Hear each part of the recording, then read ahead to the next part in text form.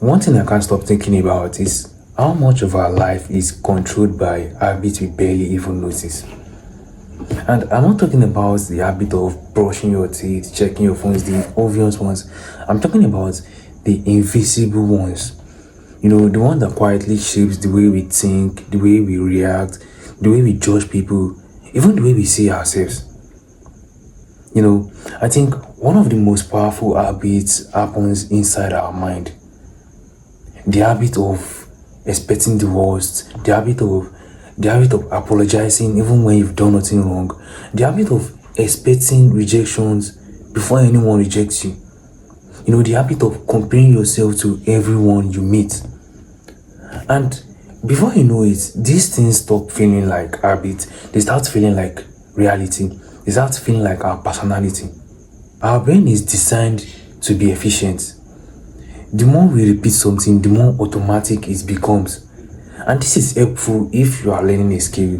Maybe you are learning how to drive a car, you are learning how to edit, you are learning how to bake and other stuff. But the same process can quietly turn certain ways of thinking into habits. If you hear the same story over and over again, eventually you stop asking if these things are true. You simply begin to accept it as reality. Maybe you say, I'm always unlucky, I'm not good enough, people always leave, people probably judge me. And after you've repeated these things for too long, they stop sounding like opinions, they start sounding like the truth.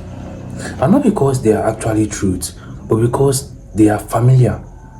And familiarity always have a way of convincing us that something must be true.